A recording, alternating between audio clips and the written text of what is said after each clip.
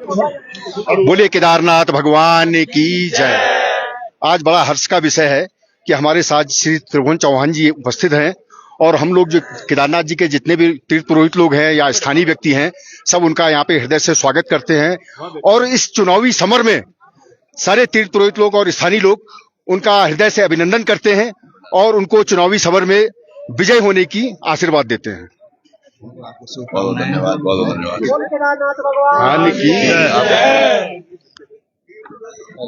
हमारे बीच हमारे सहपाठी त्रिभुवन चौहान जी, तो आपके लिए हम अग्रिम शुभकामनाएं। और आप जिस तरह से यहाँ के स्थानीय मुद्दों को उठाते हैं तो बहुत अच्छा लगता है कि आप यहाँ की पीड़ा को समझते हैं और इस जो चुनावी क्षेत्र जो एक माहौल तैयार हो रहा है उसमें हम आपके साथ हैं और तन मन धन से हर प्रकार से आपके साथ हैं। जय श्री केदार, जय श्री केदार।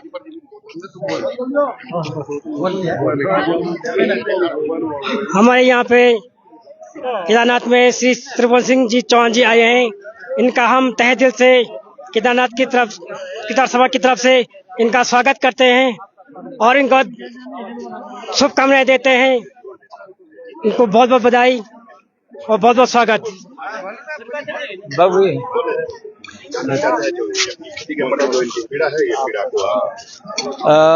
मैं लोकार्पण चैनल का और त्रिभुवन भाई का बहुत बहुत धन्यवाद करता हूं और पूरी केदार सभा आपका धन्यवाद करती है।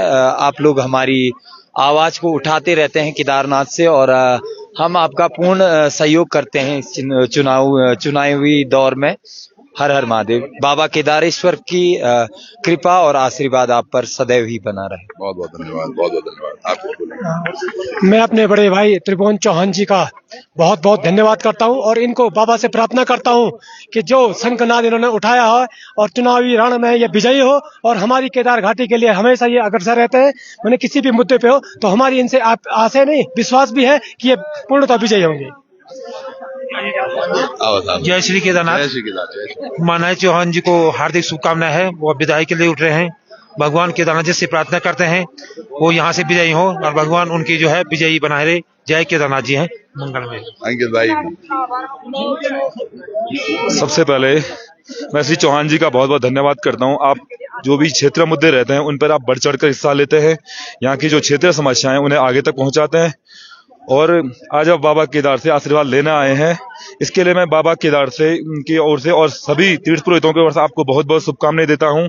आपके उज्जवल भविष्य की कामना बाबा केदार से करता हूं। जय बाबा केदार। बहुत बहुत धन्यवाद। और मैं धन्यवाद देना चाहूंगा आप सब लोगों का जो यहाँ पहुंचे हैं। मैं पहुंचा हूं यहाँ बाबा के दरबार में और आप सब लोग इंतजार कर रहे थे। यकीन मानिएगा कल से जहां जहां भी मैं जा रहा हूं मुझे सब ये लग रहा है कि मेरे अपने ही लोग हैं और आप सब लोगों का जो आशीर्वाद मिला है, यकीन मानिएगा मुझे मैं यहाँ पर नहीं, क्योंकि ये जरूरी इसलिए भी है। देखिएगा आज समझिएगा केदारनाथ की दशा, इस दशा दिशा में हमारे जो तीर्थ पुरोहित हैं इन्होंने कितना कुछ खोया है। इनके हक हकूक मारे गए, इनकी तमाम चीजें, आज क्या कुछ अव्यवस्थाएं हुई हैं धाम में वो हम सबको दिख रहा है। पिछले 6 महीने से लगातार हमारे लोग परेशान हैं, चाहे वो यहाँ पर होटल व्यवसायी हो या टेंट वाले हो लोग या फिर घोड़े खच्चर वाले हमारे स्थानीय, सबने बहुत दिक्कतें झेली हैं। और यकीन मानिएगा ये सब इसलिए हुआ है क्योंकि हमारे यहाँ से आज तक कोई नेतृत्व नहीं आगे बढ़ा।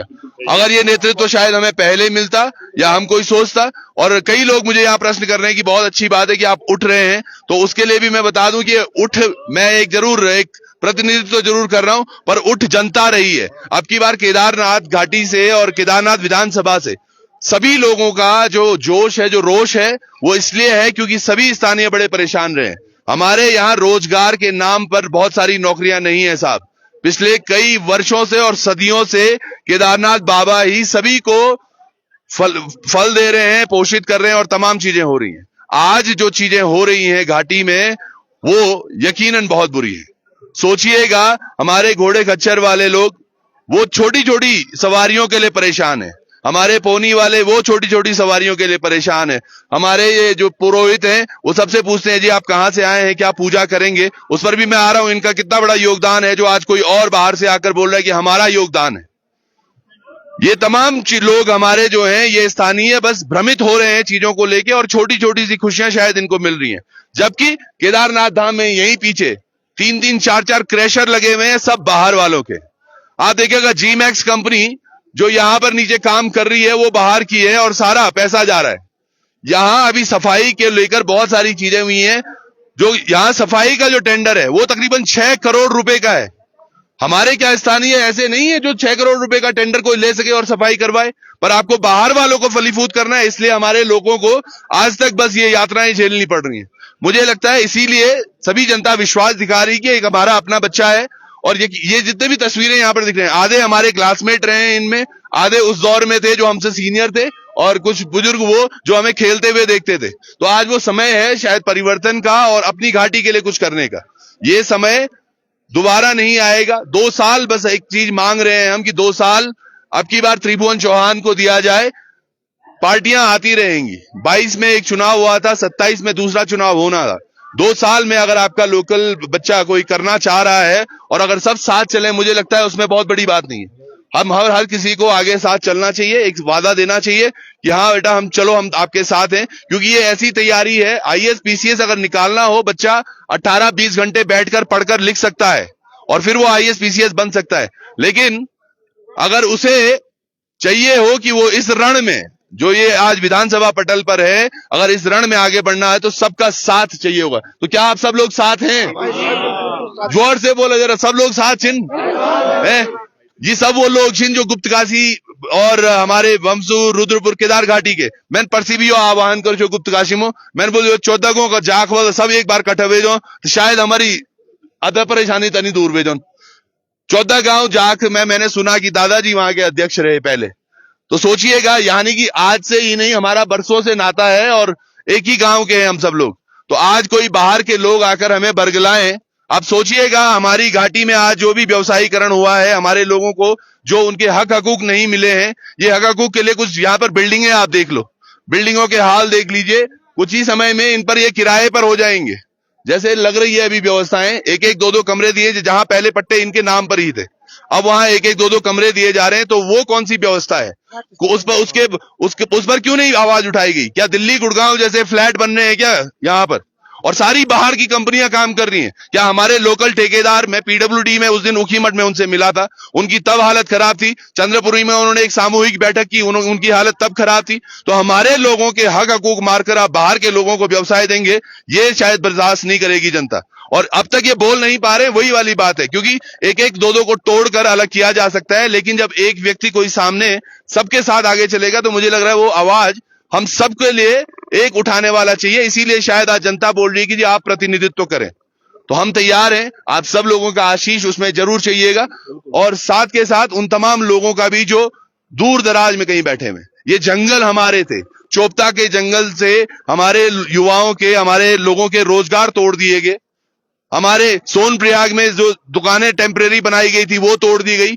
अभी यहां से नीचे हम जा रहे हैं, सब 60 दिन हो गए आज, जब एक आपदा अभी आई थी 60-62 दिन हो गए। ना तो गौरीकुंड का वो रास्ता बन पाया, ना सोमुन कटिया में वो सड़क बन पाई। आज अव्यवस्थाएं सारी धरी की धरी है। यहीं पे नीचे जहां पर हमारा उद्धव कुंड है, सोचिएगा एक मंत्री साहब यहाँ पर कुमाऊं से आ रहे हैं, हमारे एक लोकल भाई हैं अनित शुक्ला, उन्होंने जब पूछा कि भाई साहब उद्धव कुंड का क्या हो रहा है, वो बोलते कहां है उद्धव कुंड। तो जिनको उद्धव कुंड के बारे में ही नहीं पता तो वो केदारनाथ के बारे में क्या बात करेंगे। और सोचिएगा, ये हमारे लोकल नेताओं को भी सोचना चाहिए कि आज आपकी बातों पर विश्वास नहीं है लोगों को विश्वास कराने के लिए कुमाऊं से यहां पर नेता आ रहे हैं और वो बात कर रहे हैं आपके बारे में। चाहे वो अजय टमटा जी हो जो यहां भी आए और यहां से जब नीचे गए तो उन्होंने शटल सेवाएं बंद कर दी।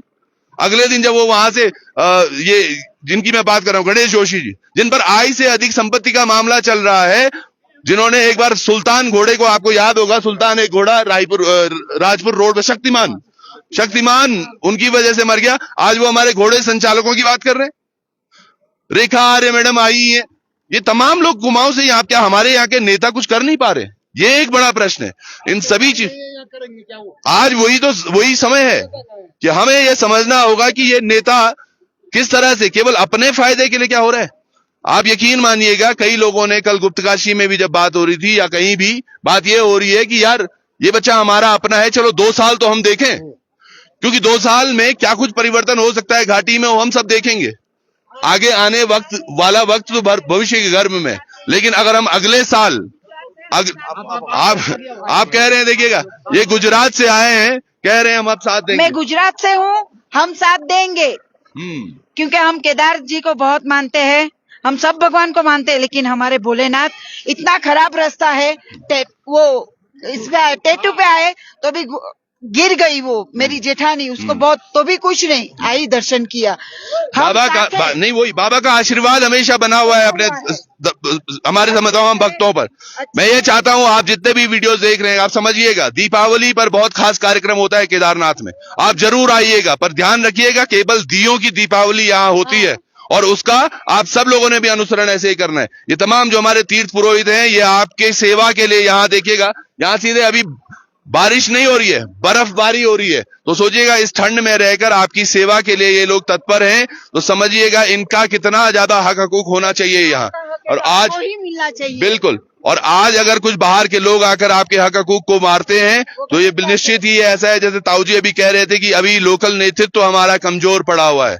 मैं कह रहा हूं ये फिर से, और आप सब लोगों से आज आह्वान केदारनाथ धाम से है कि भैया 2 साल आप समझिएगा कि 2 साल अगर हम कुछ काम कर पाए तो आप सब देखेंगे उसको। हमारा ये प्रयास रहेगा कि अगले वर्ष जो यात्रा हो वो इस तरह हो कि कम से कम 1-1.5 महीने पहले यहाँ हमारे स्थानीय और सभी हम अपने अधिकारियों को यहाँ भेजें, वो पानी की व्यवस्था यहाँ सुचारू करें, वो यहाँ बिजली की व्यवस्थाएं सुचारू करें, रास्ते की व्यवस्थाएं सुचारू करें, और उसके बाद यहाँ से आगे चीजें हो लोग, है ना। आज बिल्कुल ऐसा हो गया है, वीआईपी करण हो गया है। हमने एक और चीज बोली थी कि जो हेली की कंपनियां हैं यहाँ, हेली की कंपनियों को चाहिए होगा कि वो जहां भी मर्जी रहे साल भर, पर अगर वो हमारे क्षेत्र में उड़ रहे हैं तो 12 के 12 महीने उन्हें एयर एम्बुलेंस की सेवा हमारे गांवों में प्रदत्त करनी पड़ेगी। ये उनका पहला नियम होगा कि वो घाटी में चला पाए। हम सीआरएस जो हमारे सीएसआर जो हमारे सीएसआर फंड से वो लोग काम कर रहे हैं, वो कहां जा रहा है, किसके पास जा रहा है, ये पता नहीं। मंदिर समिति का पैसा सोचिएगा, 10-10 करोड़ रुपए शासन को दिया जा रहा है। अरे इन गरीबों के स्वास्थ्य की व्यवस्थाएं कुछ की जाए। आज हमारे पास रुद्रप्रयाग जिले में आप देखिएगा क्या स्वास्थ्य की व्यवस्थाएं हैं। हमारे इतने युवा अल्प आयु में चले गए अभी पिछले 2 महीनों में, और काउंटर नहीं है, और बिल्कुल 10 करोड़ जो है शासन प्रशासन, वही यहाँ पर व्यवस्थाएं पूरी नहीं है। और ऐसा ही एक और उदाहरण मैंने आपको सोनप्रयाग में भी देखने को मिला था। हमें वहां पर एक वैन आ रखी है जो टॉयलेट है, और वो दिल्ली से आ रखी है, दिल्ली से टॉयलेट वैन आकर, और उसमें लोग जा रहे हैं, उनका किराया तकरीबन 40-50 हजार रुपए प्रतिदिन है, यानी कि वो पूरे सीजन भर में वो तकरीबन मोटा पैसा उनको दे रहे हैं करोड़ों में, और वहीं पीछे सोनप्रयाग में वहां पर बाथरूम है, उसकी कोई सफाई करने के लिए तैयार नहीं है। क्या वो पैसे वहां नहीं लगाए जा सकते थे? अभी पीछे एक भाई है हमारे, उन्होंने पिछले वर्ष एक यहाँ पर कॉन्ट्रैक्ट लिया था। उन्होंने लिया था कि जो ये घोड़े खच्चर की लीद है वो हम उठाकर ले जाएंगे यहाँ से, और सोचिएगा वो कॉन्ट्रैक्ट भी किसी और को दे दिया गया, बाहर की कंपनी को। और पिछली बार जब हमने गौरीकुंड में अभी गए थे हमने देखा था वहां लीद पड़ी हुई है। तो ये तमाम चीजें जब बाहर वालों को दे रहे हैं वो काम, क्योंकि उनकी श्रद्धा नहीं है यहाँ, और श्रद्धा के विमुख जो जाएगा वो यहाँ काम कैसे करेगा। तो अब हम सब लोगों को जड़ चेतना जागी है, और मुझे लगता है कि हमें आशान्वित होना चाहिए कि जो भी चीजें हो रही हैं आज यहाँ पर या कहीं भी, हम सब लोगों के ये 2 साल एक प्रयत्न करना चाहिए।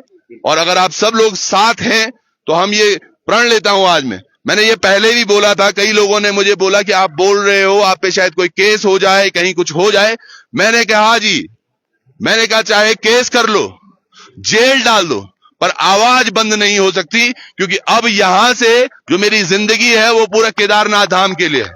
चाहे वोट मिले ना मिले, हमको केदारनाथ की सेवा करनी है, और केदारनाथ के लिए ही जीते मरते रहेंगे। और अगर आपकी आवाज बंद करनी है तो फांसी लगा दो, एक बार फांसी लगा दो, आवाज बंद हो जाएगी। लेकिन अब यहां से हमारे ये तमाम जो हक हकूक हैं वो हमारे लोगों को मिलेंगे, और मिलके ही रहेंगे, उसी की अब आगे लड़ाई होगी। बहुत बहुत धन्यवाद आपका, आपने बहुत सहयोग किया।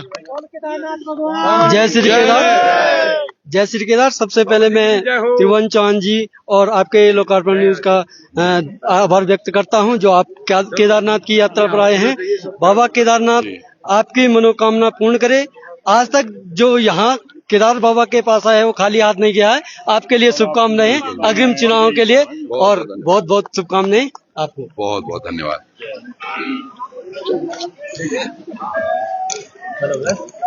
तुम निकला भी हाँ बस बस चाय पानी आप तो हमारे क्लासमेट रहे हैं। अरे वाह क्या बात है। बाकी